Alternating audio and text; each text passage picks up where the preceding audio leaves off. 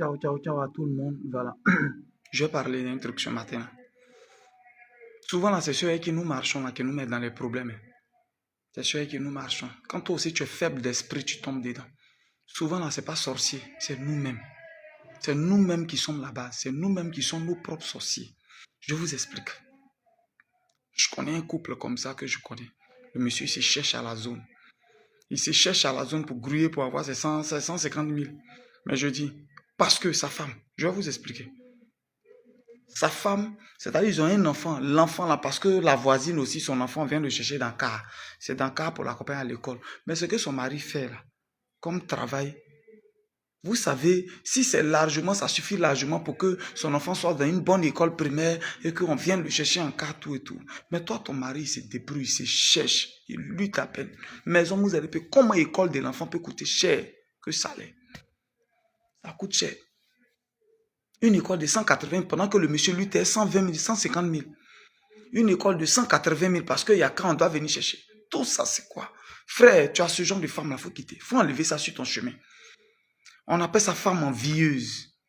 Ce que les autres font là, vous voulez faire. Pourquoi vous aimez les yeux même? Pourquoi vous ne vivez pas en fonction de vos moyens? Pourquoi on ne vit pas? En fait, voilà pourquoi quelqu'un avait dit le pauvre, c'est pas qu'il est pauvre. Voilà pourquoi il continue d'être pauvre. Sinon, quand tu connais ta place, tu connais ta situation, je t'assure que tu fais en fonction de ça. C'est tout ça là, c'est ça qui nous met dans le problème. Et puis depuis 5 ans, 6 ans, on travaille quand même, on n'a pas d'économie. Parce que ce que tu apprends d'économiser, le nécessaire avant l'agréable.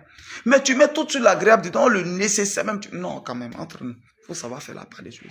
Parce que la voisine, son enfant va dans le car, il va dans la bonne école. Toi aussi, tu as coincé ton mari. Non, l'enfant doit bien étudier. C'est notre seul héritage. Tu sais que l'enfant doit assurer son avenir. Oui, mais c'est pas en faisant ça là qu'on va assurer son avenir. Papa même là, tu sais, il a fréquenté dans EPP. C'est dans EPP là. On n'a pas dit de ne pas vouloir mettre son enfant à l'aise. Mais attends, il y a des choses, il faut faire quand même la part des choses. Mais Bourri, lui, était 130 000, 120 000. Et puis une école de 190 000, où l'enfant doit aller, on doit venir chercher l'enfant Dakar. On doit payer ça, on doit payer ça. Mais vous mettez dans les problèmes pour rien. Parce qu'ils n'ont qu'à dire au quartier. Mais vous-même dans la maison, vous transpirez seul. Vous seul, vous transpirez pas. Vous savez que vous n'arrivez plus à joindre les deux bouts. Et tu es là, tu ne parles pas, tu fermes ta bouche. Il y a des choses on me parle. Il y a des gens. Mariage. Non, femme entre Dieu, on n'a qu'à se marier, on n'a qu'à faire ça. Ils s'en s'endetter. Ils s'en vont s'endetter beaucoup. Aujourd'hui même, je connais quelqu'un qui a fait seconde.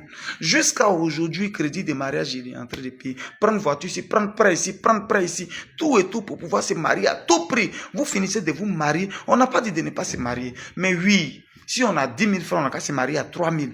Parce qu'après le mariage, il y a une vie, on doit manger. C'est tout cela qui nous met dans le problème. Dans les dettes de ça, on va faire 2 ans, 3 ans, on est en train de payer dette. Ce qu'on allait prendre pour économiser là, ça rentre dans dette. Finalement, on finit quand? On se stabilise quand? Mais aux yeux des gens, oui, on est marié. Ils n'ont qu'à savoir qu'on est marié, on se met dans le problème, le nécessaire avant l'agréable. Femme qui t'aime vraiment, elle ne te met pas trop de pression de mariage. Mais quand on finissait, ses yeux, les gens n'ont qu'à penser que oui, on l'a marié. Mais en temps, vous n'êtes même pas stable. Vous n'êtes même pas stable. Vous n'êtes pas stable financièrement. Vous n'avez même pas un petit projet. Mais quand on finit de se marier, on mange. On fait quelque chose. Souvent, être envieux, faire comme les autres, là, ça nous met dans le problème. On veut vouloir faire comme les autres. On veut briller, on veut paraître aux yeux des gens. Je dis toujours aux gens que ça met dans le problème. J'étais dans la maison, les gens même connaissent chez moi. 2 chambres salon dans Bafouan et Moncono. 25-30 000 par mois. J'ai dit, je reste là. Je reste là. À cause de mes affaires, j'étais obligé de payer une voiture un peu de luxe. C'est là, j'ai acheté une X6. Parce que tu t'en croisé des clients, tu ne vas pas descendre en taxi. C'est pas bon. Mes maisons, je n'avais pas encore. Mais j'étais en train de construire hôtel. J'ai dit, je ne construis pas maison, mon hôtel à tout le monde. C'est 15 chambres. Restaurant, tout. On avoisine au moins les 100 millions. Passer au hôtel, là, ce n'est pas l'occasion. C'est-à-dire, tu finis, non. Il y a bon carreau. Toi, mais tu mets lit dedans, tu mets climatiseur. Voilà pourquoi ça coûte cher. Tu payes drap, tu payes tout. Et puis, j'étais encore dans location parce que je dis le nécessaire avant la grève. Oui, maison que je vais faire là, comme on appelle ça en français même. On dirait c'est passif. Je vais dormir dedans, c'est pour dormir dedans, ça ne va pas me donner l'argent. Donc, il faut que je fasse quelque chose qui va me donner l'argent d'abord. C'était quoi? C'est l'hôtel. Il fallait que je paye une voiture pour faire bonne impression quand j'arrive devant les gens. Pour qu'on ah, lui là, c'est un homme d'affaires. Quelqu'un qui roule voiture, il ne peut pas voler. Tout ça, ça rentre en ligne de compte. Mais si je n'ai rien à faire, mais payer, dis un frère 100. On était de l'autre côté en Europe. Voiture que tu allais payer, ça te sert à quoi? Dès que tu prends le bus à 5-7 minutes, tu es dans ton lieu de travail. Voiture là, ça te sert à quoi? Le nécessaire avant. Tu as payé voiture en Europe. Tu fais qu'on n'a même pas tant, c'est travail maison, travail maison, travail maison. C'est pas pour dire que tu as des enfants à aller déposer à l'école. Voiture que tu as payé là, c'est pas pour travailler, ça te sert à quoi? En attendant, ça te sert à quoi? L'argent de ça, c'est vrai, voiture n'est pas chère, mais assurance, beaucoup de choses qui rentrent en ligne de compte. Ça sert à quoi le nécessaire avant l'agréable? Tu fais 7 minutes en bus pour aller au travail. Tu reviens. Tu cherches quoi maintenant à payer voiture? Pourquoi l'argent des voitures, ça ne te permet pas de créer un truc qui puisse te rapporter le nécessaire avant la grande? Toujours parce qu'on a vu les autres. On doit faire aussi, on doit dire que c'est moi. Mais toi seul, quand tu t'assois, chaque soir, tu vois ta vie en écran devant toi. Toi seul, tu sais.